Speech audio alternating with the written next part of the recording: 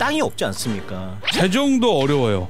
그런데 인천시는 지자체에서 쓰레기 발생지 처리 원칙에 의해서 너네가 지어라 하는 거 아닙니까? 이게 가능합니까? 가능하다고 보세요? 법과 원칙에 따라서 이 문제를 해결하는 게 맞습니다. 법과 원칙대로 한다는 건 뭐 검찰분들이 하는 얘기 같은데 수사할 때 지금 어려운 숙제라고 하셨잖아요. 어려운 숙제인 거 유정복 시장이 몰랐을까요? 듣기에 따라서는 질문이 약간 꼬여 보이는데요. 아니 여기 질문에 대본에 있는 내용 그대로 말씀드린 거예요. 그러니까 제가 듣기에 그렇다는 겁니다. 뾰족한 대책이 있을 거라고 생각했을 거예요. 그러니까 근데 이제 제가 정리를 할게요. 예. 정책 드라이브를 왜 걸었겠습니까? 해결하려고 아니 걸은 마이크 겁니다. 이쪽 보고 마이크 좀 아니 얼굴을 보고 싶어가지고. 그럼 마이크를 이게 입을 이렇게 하고 얼굴만 보고 얘기를 하시면 됩니다. 예. 예, 알겠습니다. 이렇게 예. 제가 돌고 있습니다. 예. 눈동자를 그렇게 하시고요. 개방소 FM 90.7MHz 까칠한 시선 이도영입니다. 인천 구석구석 산재에 있는 문제들을 집중적으로 파헤쳐보는 시간 전지적 인천시점 시간인데요. 오늘도 박정수 국민의힘 소속 전 인천시의원, 남궁영 더불어민주당 소속 전 인천시의원과 함께합니다. 두 분 안녕하세요. 예, 안녕하십니까. 반갑습니다. 예, 오늘 주제 지난달 25일 인천시가 자원순환센터 확충 정상화 계획을 발표를 했습니다. 민선 7기 인천시가 4대 권역으로 광역 소각장을 조성하겠다는 이전의 정책을 생활 폐기물 발생지 처리 원칙에 따라 지자체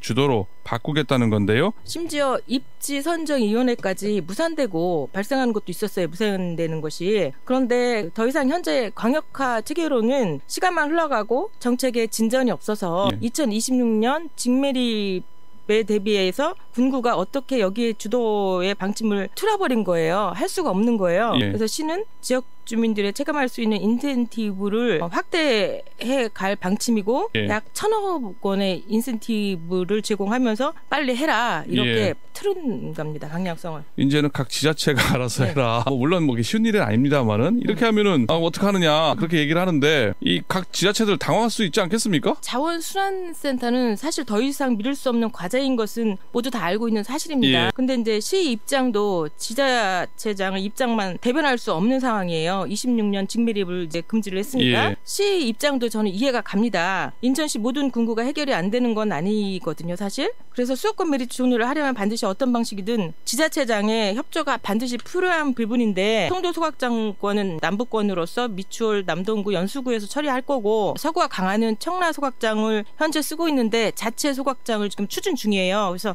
동부권 즉 부평구, 계양구는 주민 반발로 지금 한 발짝도 나가지 못하는 상황이고 서부권 즉 동구, 중구, 옹진구는 아직 뾰족한 대안이 없는 상태입니다. 북부권, 뭐 남부권 말씀하셨는데 시민들 잘 모르시잖아요. 그러니까 이제 뭐 저는 뭐 동부권 이제 계양구, 부평 같은 경우 뭐 여기가 아까 부천시하고의 광역화 사업이 무산되기도 하고 땅이 없지 않습니까? 대체할 수 있는. 그리고 지금 시간도 없습니다. 근데 이 지자체 보고 지금에 와서 이 갈등을 해결을 하면서 공공 갈등도 알아서 하면서 시가 뭐 지자체한테 권한을 주는 것처럼 법이 그러니까 이렇게 지금 떠안는 것처럼 하지만 저는 이거 되기 전에 좀 선행돼야 된다고 보는 것들이 좀 있거든요. 돈적인 부분이 아니라 조금 이제 상식적인 부분에서 좀 이야기를 해야 된다. 그리고 또 과정과 절차에서 좀 투명성 있게 해야 시민들이 믿고 시나 기초정부를 따라갈 수 있다고 보고 합리적 소통이 지금까지 조금 잘 안 된 것 같아요. 우리가 이제 공무원들한테 이런 것들을 맡겨놓으면 한계가 있습니다. 권한이라는 게 있기 때문에 제가 지금까지 공공 갈등을 보면 그래서 우리가 정무 라인을 우리가 별정책 공무원들을 만들지 않습니까? 시장 밑에 뭐 이런 것들을 물밑에서 작업을 해야 되고 오해 없이 갈등 없이 가야 되는데 시가 일방적으로 지자체들이 너무 느슨하게 가고 말을 안 듣는 것 같으니까 이렇게 발표해버리는 거는 더 늦게 갈 수 있는 방향이 될 수 있다. 저는 이렇게 보고 있습니다. 인천시의 정책 변경이 인천 지자체로 일선을 넘겼습니다만 이게 잘 안 될 가능성이 더 높다라고 보시는 거죠. 그러니까 그렇죠. 또 다른 단점, 문제점이 발생할 수 있다 이렇게 보는 거죠. 이렇게 되면은 더더욱 이 기초단체 그러면 영종구에도 하나 만들다는 얘기고요. 재물포구에도 하나씩 만들어야 된다는 얘기잖아요. 결과적으로 이게 되겠습니까? 이게 복잡해지는 거 아닙니까? 결론적으로 얘기를 하자면 그 영종구 주민들은 소각장에 대한 트라우마가 있잖아요. 영종구에 5개의 후보지를 몰빵을 해서 기억이 있었는데 사실 이거는 굉장히 잘못된 일인 것 같습니다. 이거 말이 안 되는 얘기인데 그렇기 때문에 거기에 대한 반발이 굉장히 심하긴 했어요. 근데 이제 선진국 사례를 보면 소각장 문제를 현 시장님과 똑같은 시민 갈등 문제가 있었고 갈등 문제를 전국 시민 수용속으로 해결할 수밖에 없었고 그렇게 다 해결을 했던 사례가 일본 오사카 소각장, 그다음에 덴마크 코펜하겐 하나겐 뭐 이런 데들은 소각장을 25m 땅 밑에다 만들고 위에다가 뭐 스키장, 카페, 옥상 막 전망대 이런 것들을 뭐 계속 만들어서 주민 편익성을 높였습니다. 근데 결국 이게 무슨 뜻이냐면 군구에 소각장이 없으면 쓰레기 처리비가 3배 이상 올라간다는 보고서가 있는데 공공에서 소각장을 안 만들면 사설에서 있는 소각장을 이용할 수밖에 없는 상황입니다. 그리고 영종구에 소각장이 없으면 타 구로 가도 이용료가 2배, 3배로 올라갈 수밖에 없기 때문에 이거는 구에서 어쨌든 미래적으로 봐서는 편익시설을 증가하면서 만들 수밖에 없는 상황일 거라고 보여지고 있습니다.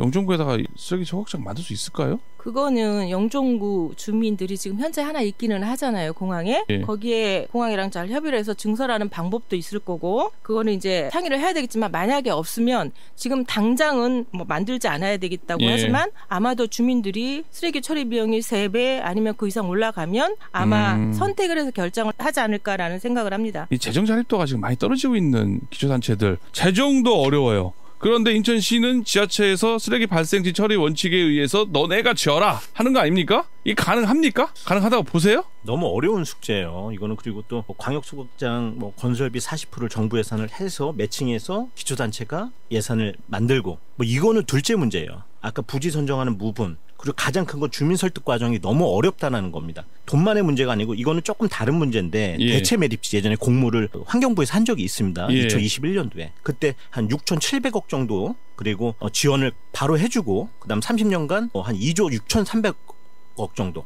이거를 단계로 지원하겠다고 했는데도 한 2차례에 걸쳐서 공모를 했는데 한 군데도 공모를 한 적이 없어요. 왜냐? 주민 반발이 뻔하기 때문에. 그만큼 이게 심각한 문제여서 유정복 시장님 7대 시정부가 굉장히 이 문제를 쉽게 접근한 줄 알지만 이게 만만치 않다라는 걸 해보시니까 느낀 거예요. 그래서 이제 기초정부에다가 이제 법적인 부분을 얘기하시면서 넘긴 건데 지금이라도 좀 지혜를 모아야 된다 이렇게 보고 있습니다. 지금 어려운 숙제라고 하셨잖아요. 어려운 숙제인 거 유정복 시장이 몰랐을까요? 어려운 숙제인데 이거를 본인이 해결하려고 안 하고 지자체 반발 당황할 수 있을 거라고 예상을 했을 거라고 보여지는데 이렇게 정책의 방향을 왜 틀었을까요? 아니 지금 마음이 급한 거죠. 시간이 없지 않습니까? 지금 2년 앞으로 닥쳐 있지 않습니까? 이게 현실로 와 있고 그리고 지금은 이제 손을 대야 되는 부분이 있는데 이 부분에 대해서 유정복 시장이 어떤 결정을 하지 않으면 이게 굉장히 또 유보되고 정부에 굉장히 또 잘못됨으로 또 비춰질 수 있는 거죠. 마음은 급한데 방법은 없고 그러니까 광역소각장은 안 되고 2020년 직매립은 해야 되겠는데 그럴 바에는 그냥 알아서 그냥 쓰레기 발생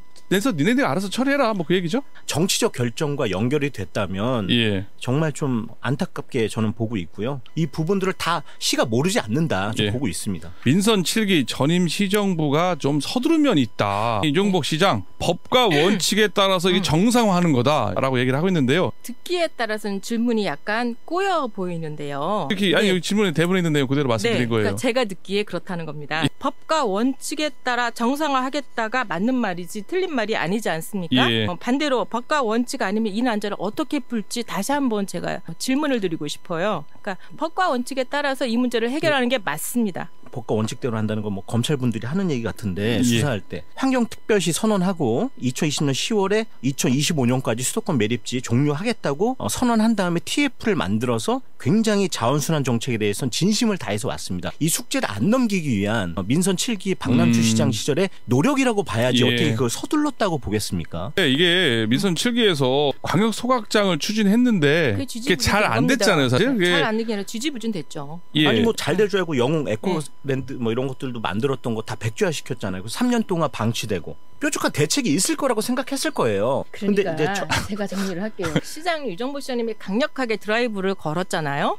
그랬는데 왜 걸었냐면은 1, 2년 이게 늦어질 거라는 어딩을 했어요. 시장님이. 수도권 매립지 종료를 하려고 하기 때문에 이 부분이 저는 제일 가슴이 좀 아픈데 유정복 시장님은 인천 시민들에게 약속을 지키기 위해서 시장님의 깊은 고뇌를 볼 수 있는 대목이 바로 이 대목이에요. 아니면은 그냥 내버려 뒀겠죠. 정책 드라이브를 왜 걸었겠습니까? 해결하려고 걸은 겁니다. 이쪽 보고 마이크 좀. 아니 얼굴을 보고 싶어. 그럼 마이크를 이게 입을 이렇게 하고 얼굴만 보고 얘기를 하시면 됩니다.